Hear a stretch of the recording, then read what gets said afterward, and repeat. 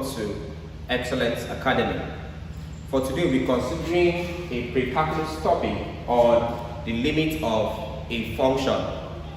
Now, by definition, the limit of a function at a particular point describes the behavior of the function at that particular point. Okay? So you can say the limit of a function at a particular point describes the behavior of that function at that particular point. Let's say I have a function f of x being equal to L, such that you're taking the limit of f of x as x approaches a. In mathematical form, we can write it as this, alright? So this now becomes, we said, assuming we have a function f of x being equal to L, and we are taking the limit of the variable x as it approaches perhaps a particular number a. So you have this, alright? This is where the limit of a function f of x being equal to L as x approaches a, okay? X approaches a. Now, when we talk about the idea of limits, look at some methods we use to evaluate the limit of any function, alright? So list about perhaps 5 methods that we can use to evaluate the limit of a function. Alright, so let's look at some methods for evaluating the limit of a function. The first one is called the substitution method.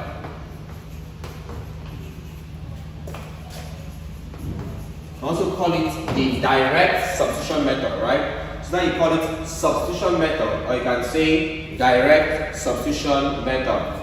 The second method for evaluating limit is called the H method.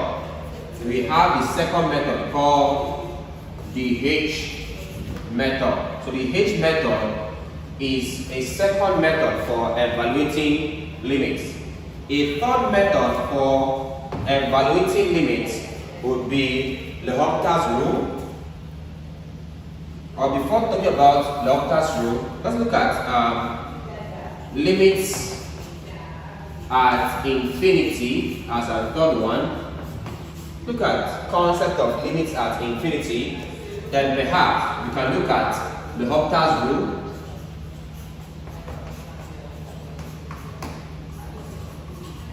And then finally, number 5, we can look at series expansion method.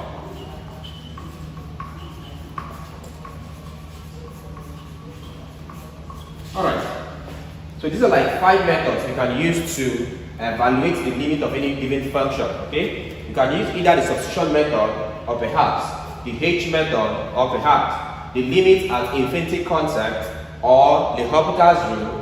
Of course, we can also use what is called the series expansion method. So look at these methods one after the other.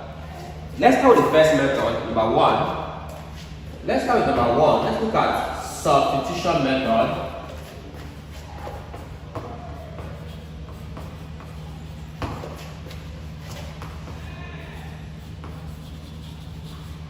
Let's look at substitution method. Alright, so when it comes to evaluating limit using the idea of substitution method, it's as easy as substituting the variable of the function by the given number there, alright, or by the given limit. For example, let's say we are asked to evaluate. For example, let's say we are asked to evaluate this function f of x being equal to 3x squared minus 6x plus 12. Right. And we said take the limit of this as x approaches, perhaps we could use 10. Okay. So as x approaches 10. Now that's a high limit, right? Usually they use smaller figures, but let's work with 10. Any number can go though. So let's solve this. How do you solve this? Solution. to solve this, the limit of f of x being equal to this as x approaches 10 is as easy as substituting. So substitute x as being equal to 10 into the function. Alright, so f of x is equal to what I have here as 3x squared minus 6x plus 12.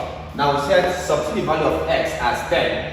So here becomes find the function when x becomes 10. So this is now equal to 3 into, this is x squared. We said x is 10, so it becomes 10 all squared minus 6 into x is 10, so it becomes 10, of course, plus 12. If you work this out, this is now equal to, this gives 3 into 10 squared is 100 minus 6 times 10 is 60 plus 12. If you work this out now, this will now be equal to, this gives 3 times 100, that's 300 minus, this gives 60 plus 12. So here is now equal to 300 minus 60 gives 240 plus 12. If I add this up, this now gives, this plus gives 252. So therefore, the limit for this function being equal to 3x squared minus 6x plus 12, the limit of the function as x approaches 10 will be equal to 252. So you have it. Alright. So this is how we find the limit of a function using the direct substitution method. Okay? It's a very simple process. So this is how we solve this problem. Alright, so let's consider a second example on evaluating limit of a function using the direct substitution method. Let's take for instance, let's say example 2. Let's say we are asked to evaluate. So evaluate the limit of, let's say the limit of, let's say x squared minus 1 all over x minus 1, perhaps as x approaches 1. Right. So let's say they asked to evaluate this, the limit of this function. So how do we solve this? So solution for this, we are asked to evaluate limit of x squared minus 1 all over x minus 1 as x approaches 1. So how do I solve this particular question? Now here's what to note. If I do a direct substitution from here, if I use, let's say using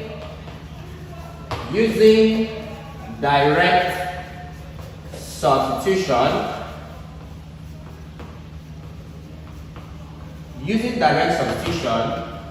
here's what you get. This will now be equal to, we said we are assuming x to be 1. This now becomes, or we can say x squared minus 1 all over x minus 1 will be equal to, we said x is 1. That becomes 1 squared minus 1 all over, this becomes 1 minus 1. If you work this out, this will now be equal to 1 squared is 1 minus 1 all over, this gives you 1 minus 1. That gives you 0 over 0. This is called an indeterminate function.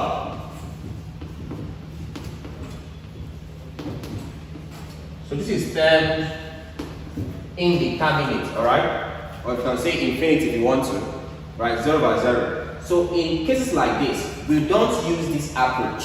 Since if I use direct substitution, I get an indeterminate function, what do I do? Now, here's what to do. You ignore this part, go back to what I'm given. I'm given this, I'm asked to find the limit of x squared minus 1 all over x minus 1 as x approaches 1. So in this case here, what do I do? Now, here's what to do, please. If I look at this, I can see the idea of two things being subtracted and at the same time being squared.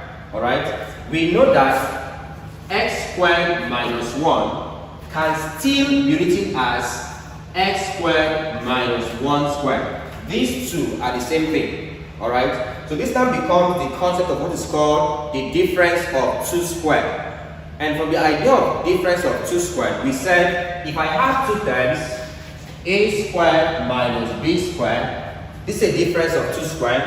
From the idea of binomial expansion, alright, this is equal to the first term, this, plus the second term in one bracket into the first term, this, minus the second term in a second bracket. Alright, so a squared minus b squared will give you a plus b multiplying a minus b. You have this. So in that case now, relate this to this one here. If I have x squared minus 1 and we said 1 is same thing as 1 squared, this will now be equal to first term, that's x, plus second term, that's 1, multiplying first term, that's x, minus second term, that's 1. So you can say x squared minus 1 from the concept of difference of 2 squares is equal to x plus 1 into x minus 1. Bring this concept back into this function. That means if I'm asked to find the limit of x squared minus 1 all over x minus 1 as x approaches 1, this can also be written as equal to finding this function can still be expressed as, we said this one here is equal to, this is x plus 1 all into x minus 1 all over this one here, x minus 1. So from here now, we can see that this will cancel this. So this one cancels this. Hence, I'm left with finding the limit of x plus 1 as x approaches 1. So in this at this point here, you can now impute the value. You can say now put x as equal to 1. So what I have here is x plus 1. So it's now equal to x here is 1. So it becomes 1 plus 1. And this value is equal to 2. So hence, if I evaluate this limit, my answer here is 2. So for this here, the simple idea here is that if I do a direct substitution, it gives you an indeterminate function.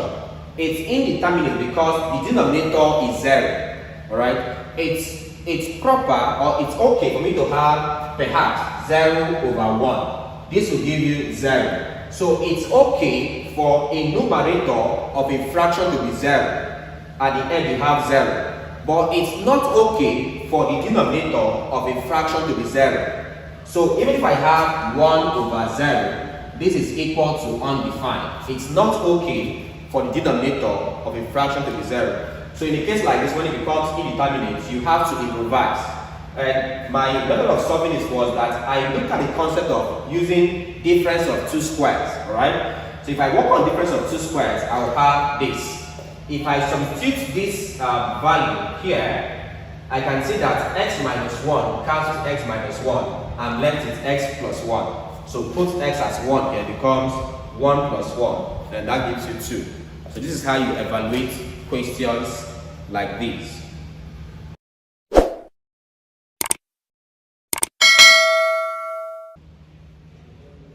So let's look at a third example on evaluating limit using direct substitution.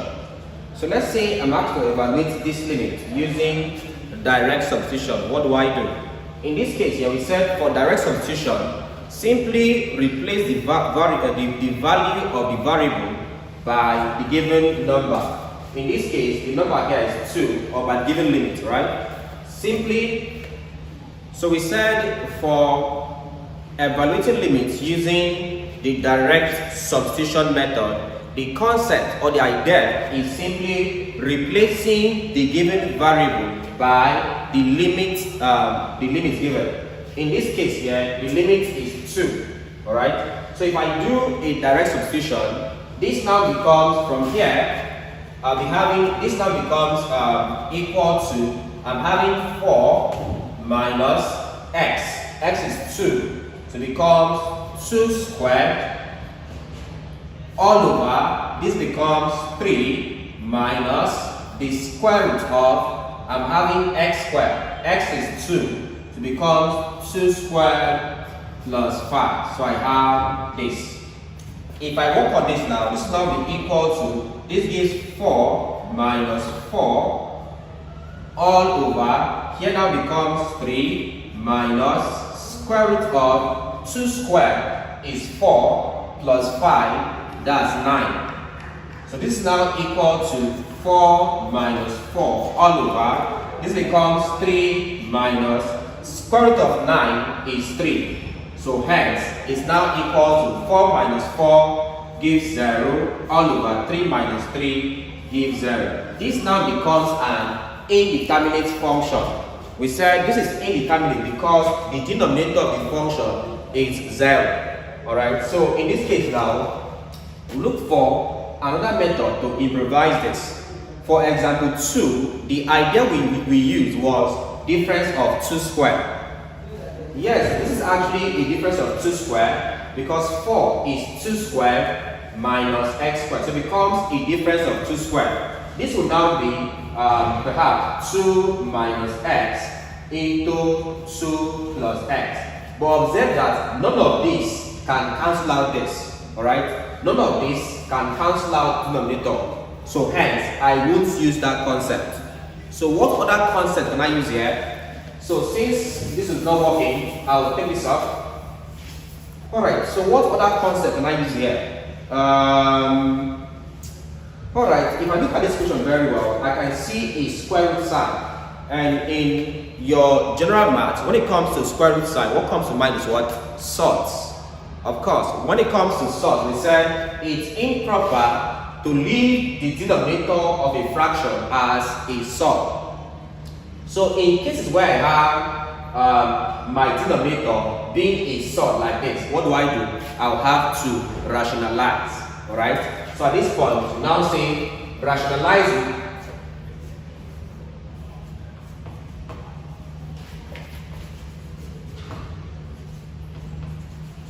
Rationalizing. So how do we rationalize? We rationalize a given sort by multiplying both numerator and denominator by the conjugate of the denominator. Okay, multiply both numerator and denominator by the conjugate of the denominator. Now, in a simple term, how do I get what's the conjugate of a sort? Now, the idea is very simple. If I have, let's say root A minus root B, for this, the conjugate becomes root A plus root B. So the idea is very simple. Change the sign to opposite. Alright? So the conjugate of this sort becomes this. Change the sign to the opposite. Likewise, if I'm having root A plus root B, to get the conjugate, simply take this to become what there? Negative, and that's all, right? Just change the sign. That's how we get conjugate. So then, in this case here, the conjugate,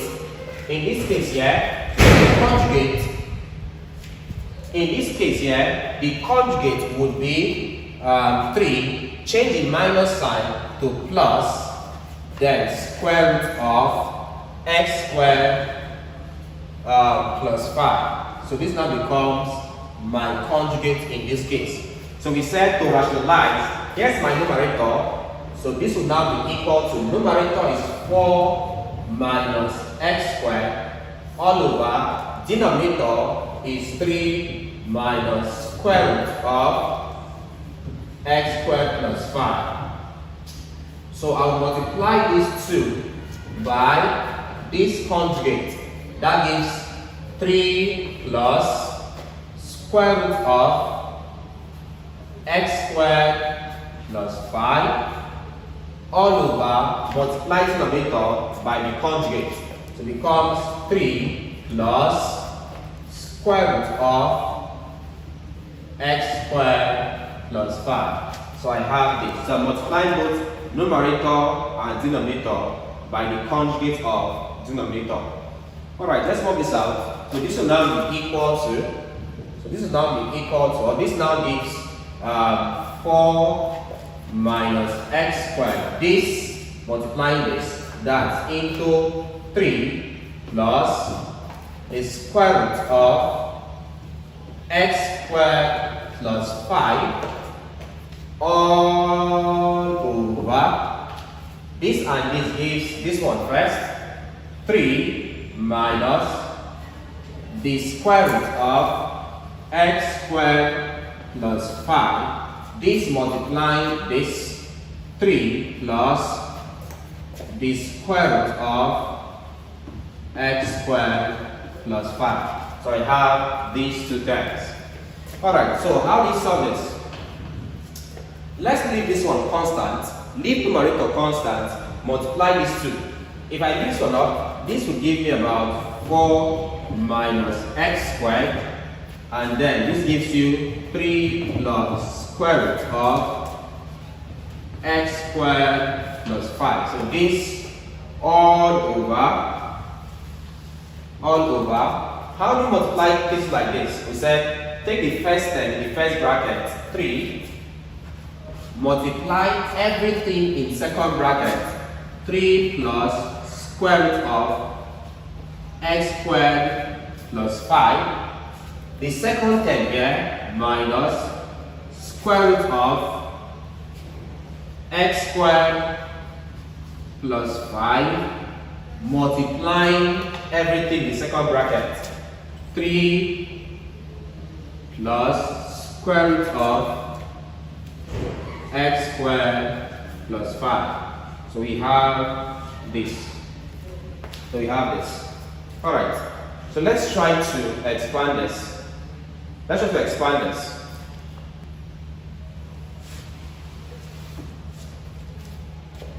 Alright, so if I expand this will now give being equal to, I have 4 minus x squared multiplying 3 plus the square root of x squared plus 5 all over, expand this. So having 3 times 3 gives 9 plus 3 times this gives you 3 into the square root of x squared plus 5. Next up, minus this times 3 becomes minus 3 multiplying this. It becomes minus 3 into root x squared plus 5. Finally, minus times plus gives minus. Next up becomes root x squared plus 5 multiplying root x squared plus 5. Now, you know that when the root of a term multiplies the root of that same term, it gives you that term. What I'm saying is this: if I have if I have the square root of a multiplying the square root of a, this will now be equal to the square root of a times a is a squared. From here, square cancels square root is equal to a. So if the square root of a term multiplies the square root of that same term, it gives you that term. In the same vein here, in this concept, I'm having that we said minus plus gave us minus. Next up, the square root of this term multiply the square root of this term. Just like we have here, at the end, I'll have this term. That means at the end, this gives you this term here, x squared plus 5. So I have x squared plus 5 as the term there. Mind you, I included this in brackets. You have to be very careful here. If you don't use bracket, you miss this one out of it. So please observe to put a bracket here. Alright, if I proceed with this would now give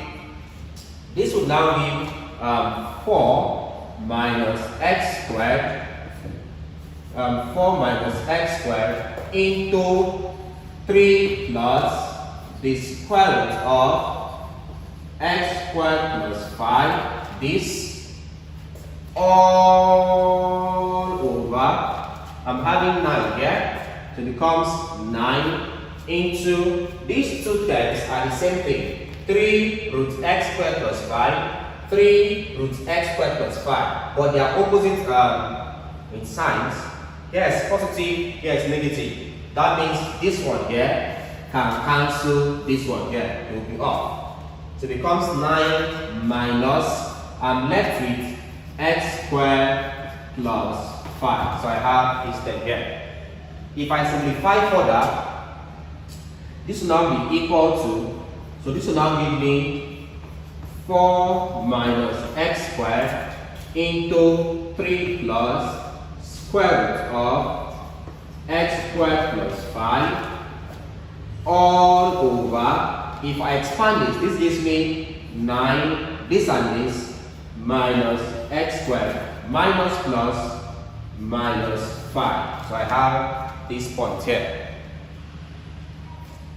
Proceeding, so simplifying this further, I will now have this as being equal to 4 minus x squared multiplying the conjugate, which is 3 plus the square root of x squared plus 5 all over. If I work on this now gives you 9 minus 5, which gives you 4. So I now have 4, of course, I'm left with minus x squared. So I did 9 minus 5, that gives us 4. Now I'm left with minus x squared. Becomes 4 minus x squared. So you now see why from here now, this can now cancel this. Alright? From here, this can cancel this. So you now see why I did not expand at first. Alright? So when you see problems in that form, please do not expand. Alright? Use this method, it's easier that way. From here now, obviously, this can cancel this. So it's off. So I'm now left with this. I'm now left with 3 plus this one here, the square root of x squared plus 5. So I now have to find this limit. From here, remember we're using direct substitution, and we're looking for the limit as x approaches 2. So now say as x approaches 2, this will now be equal to, this will now give 3 plus the square root of x squared, x is 2, that gives you 2 squared plus 5. So I have this. This will now be, this gives you 3 plus the square root of 2 squared is 4 plus 5. So here now gives 3 plus the square root of 4 plus 5 gives 9, and that's equal to 3 plus root 9 is 3, and my final answer, of course, gives me 6. So this becomes the answer after solving 6. Alright? So now note questions in this form. When you're having to evaluate the limit of a function where your denominator was a sum or is a sum, what do you do there now? You have to rationalize. Multiply both numerator and denominator by the conjugate of the denominator, expand as I have done, then this will cancel this. Remember we said do not expand this one, alright, so that we expect that these two will be the same, so they can cancel out, and then do direct substitution, and you have your answer on solving. So this is how we solve this particular question.